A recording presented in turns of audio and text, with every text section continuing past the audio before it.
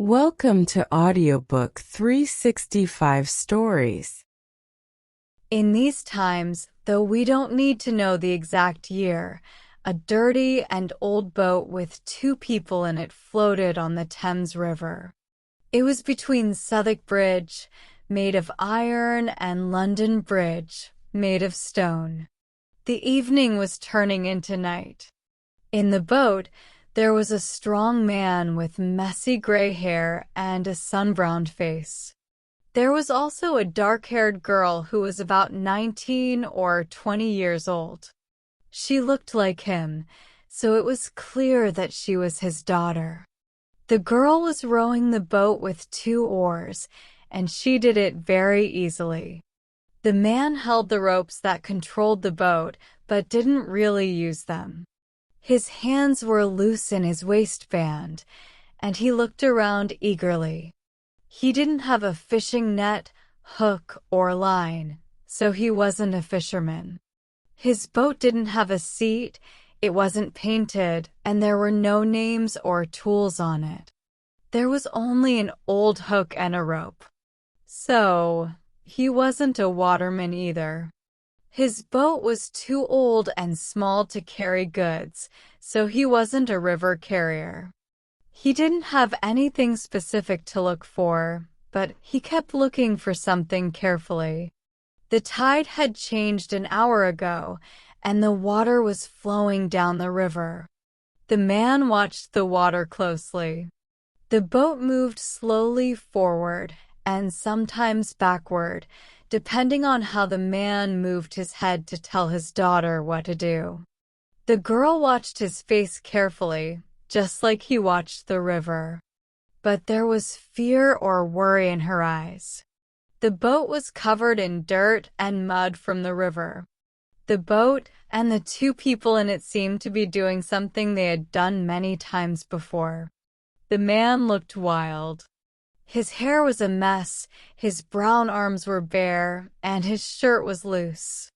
He wore an old cloth around his neck, and his chest was covered in beard and whiskers. His clothes looked like they were made from the mud on the boat. But even though he looked wild, he looked like he knew what he was doing. The girl moved her hands skillfully, but she also looked afraid, as if this was normal for her. "Keep the boat out of the strong tide, Lizzie. The water runs fast here," the man said. He trusted the girl's skill and didn't use the rudder. He kept his eyes on the moving tide. The girl also kept looking at him. Then, a bit of light from the setting sun shone into the boat. It touched a dirty stain in the boat that looked like a human shape wrapped in cloth. The light made it look like it was covered in blood. The girl saw it and shivered. "What's wrong with you?" the man asked. He noticed her shiver, even though he was focused on the water. "I don't see anything floating." The red light was gone, and the girl stopped shivering. The man looked back at the river. Everywhere the strong tide hit something, like chains, ropes, boats, or logs, the man's eyes would stop for a moment. His eyes were sharp and hungry. After a while, he suddenly pulled the ropes tight and steered the boat toward the Surrey shore. The girl always watched her father's face. She quickly understood what he wanted and moved the oars to follow him. Soon, the boat turned around sharply and shook as if someone pulled it. The man leaned forward over the back of the boat. The girl pulled the hood of her cloak over her head and face. She looked behind her, down the river, and kept the boat moving with the tide. Until now, the boat had only stayed in one place, but now they were moving quickly. The shadows were growing darker, and the lights of London Bridge were shining. On both sides of the river, there were ships. The man finally sat up and came back into the boat. His arms were wet and dirty, and he washed them in the river. He held something in his right hand, and he washed that in the river too. It was money. He made the coins make a sound, then blew on them and spat on them for good luck. After that, he put the money in his pocket. Lizzie. The girl quickly turned her face towards him. She was rowing quietly, but her face was very pale. The man had a sharp nose, and with his bright eyes and messy hair, he looked a little like a bird hunting for food. Take that thing off your face. The girl took the hood off. Give me the oars. I will row now.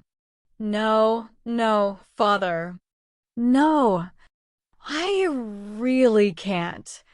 Father, I can't sit so close to it. The man started to move towards her to take the oars, but when she spoke in fear, he stopped and sat down again. What harm can it do to you? None, none. But I just can't bear it. I think you hate the sight of the river. I don't like it, father. But the river gives you your life. The river gives you food and drink. The girl shivered again. She stopped rowing for a moment and looked very weak. But the man didn't notice because he was looking at something behind the boat. How can you be so ungrateful to your best friend, Lizzie? The fire that warmed you when you were a baby came from the river, next to the coal boats. The basket you slept in as a baby was washed ashore by the river. I even made the rocking chair you slept in from wood that floated in from a ship. Lizzie took her right hand off the oar and touched her lips with it. For a moment, she reached out lovingly toward her father. Then, without saying anything, she started rowing again. Just then, another boat, looking a bit better than theirs, came out from a dark spot and gently moved next to them. In luck again, Gaffer, said a man with squinting eyes, who was rowing the other boat alone. I knew you were lucky again when I saw the way your boat moved. Ah, answered the other man, dryly. So, you're out, are you? Yes, partner. Now, the soft yellow moonlight was shining on the river.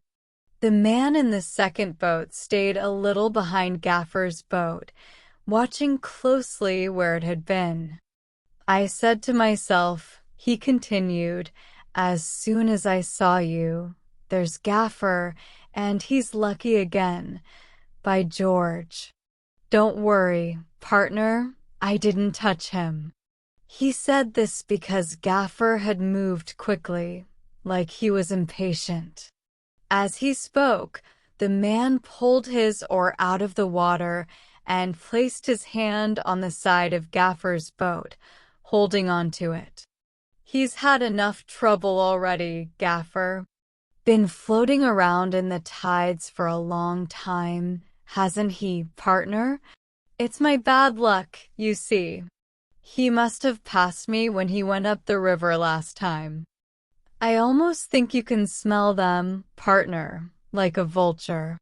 He spoke in a low voice, glancing more than once at Lizzie, who had pulled her hood back over her head.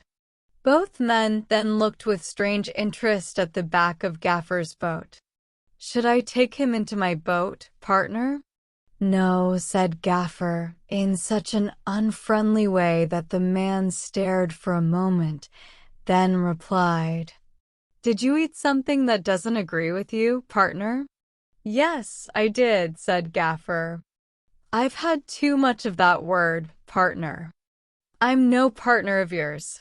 Since when are you not my partner, Gaffer Hexam Esquire? Since you were accused of stealing from a man. Stealing from a live man, Gaffer said angrily. And what if I had been accused of stealing from a dead man, Gaffer? You couldn't do it. Couldn't you, Gaffer? No. Does a dead man need money? Can a dead man even have money? What world does a dead man belong to? The other world. What world does money belong to? This world. How can money belong to a corpse? Can a corpse own it, want it, use it, ask for it, miss it? Don't mix up right and wrong like that. But stealing from a live man, that's something only a sneaky person would do. I'll tell you something. No, you won't. I'll tell you something. You were lucky to get off with just a short time in trouble for stealing from a live sailor. Be thankful for that, but don't think you can call me your partner anymore. We worked together in the past, but not now and not in the future. Let go. Let go of my boat. Gaffer, if you think you can get rid of me this way, if I don't get rid of you this way, I'll find another way. I'll hit your fingers with the stretcher or poke your head with the boat hook. Let go. Lizzie row. Row home, since you won't let your father row. Lizzie rowed faster, and the other boat fell behind. Lizzie's father, feeling proud of himself for standing up for what's right, slowly lit his pipe. He smoked and looked at what he was towing behind the boat. Sometimes, the thing he was towing jerked towards him in a scary way when the boat stopped, and sometimes it seemed like it was trying to pull away. But most of the time, it followed quietly. A beginner might think that the ripples on the water looked like tiny changes in the expression of a dead face. But Gaffer was no beginner, and he didn't think like that.